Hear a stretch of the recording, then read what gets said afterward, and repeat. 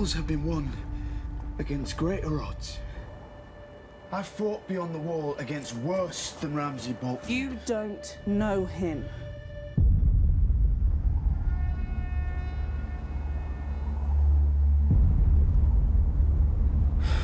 If I fall, don't bring me back. Thousands of men don't need to die. Only one of us.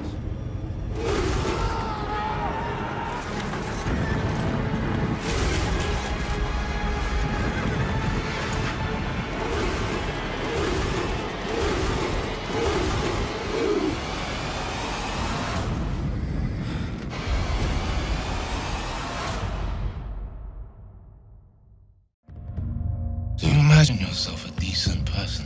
You've massacred my family, kept me in a cell for years, stolen our lands. I'll remind you that our houses are at war. He has the Lannister army, but he also knows that it can take a long time to break down that castle, and a lot of people are gonna die. As he says to Edmure, The Blackfish is an old man. A good death is all he can hope for. and there's nothing more that Jaime would love to do than to give him just that. You have a child now, I've heard. A son I've never met. Born of a wife that I haven't seen since our first night together. You should be with them both. Based on his own experience, he knows that people have a weakness for, whoever they love and for their family. You don't matter to me, Lord Edmure. Your son doesn't matter to me. Only Cersei. And if I have to slaughter every Tully who ever lived to get back to her, that's what I'll do. If you can threaten that and make it believable, then you can achieve quite a lot. I demand entry.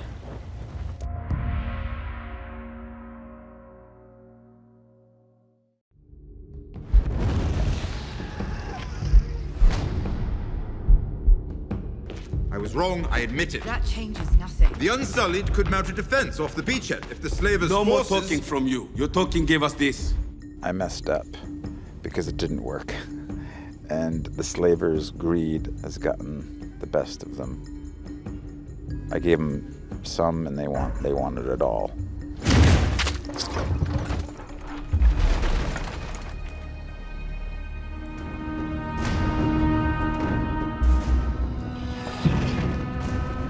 It's like when you leave your kids at home and you're like, whatever you do, guys, don't have a party. And they're like, sure, Mum, whatever, we won't have a party, it's gonna be fine. And then you get back and lo and behold, the little shits had a party and ruined everything and just left it in a big old mess. So I return and there's a war happening, which doesn't leave Daenerys best pleased.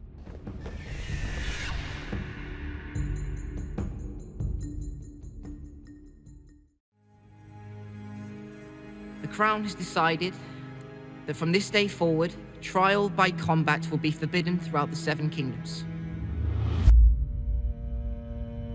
This moment is a grievous blow for Cersei because she's been counting on trial by combat really since the end of season 5. This was always her ace in the hole. The Mountain was never going to lose a trial by combat. There's no one out there who could beat him.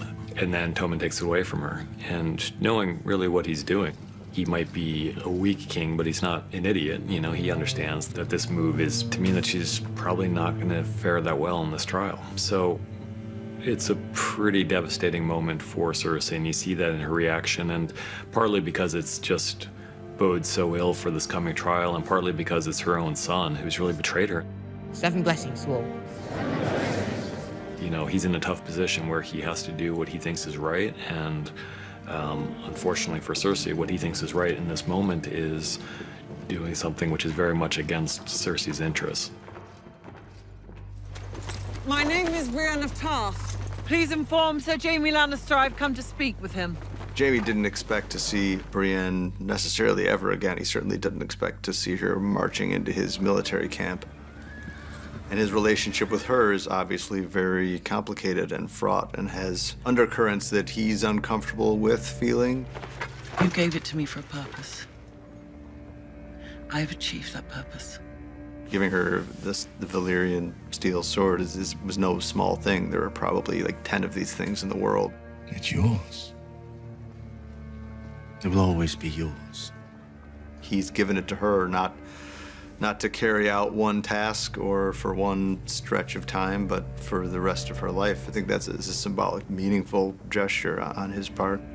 And yet, here she's honor-bound to point out that they're not on the same side in this fight, and that if it turns to a real fight, they may end up having to actually fight one another.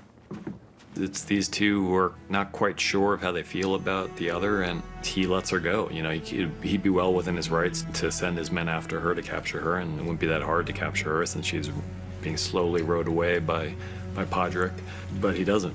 She might technically be an enemy now that she's serving Sansa Stark, who is still obviously a suspect in Joffrey's murder, but she's not Jaime's enemy. So he's letting her go, and she knows that he's letting her go, and you know, who knows if they'll ever see each other again.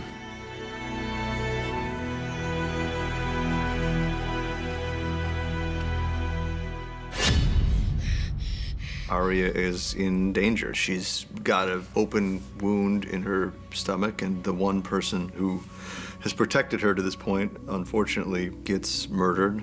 The many-faced god was promised a name. He must always receive what is his. And now he's been promised another name. The fact that the many-faced god gets the people who have been promised to him really makes you think that there's just almost an inevitability about what happens to people who run afoul of the Faceless Men, as Arya has done. It will all be over soon. Getting to the final part of the sequence, Arya's telling Jaqen by putting the face on the wall that this account is settled and we're good here and now I'm gonna walk away, and I think she knows what the answer is gonna be.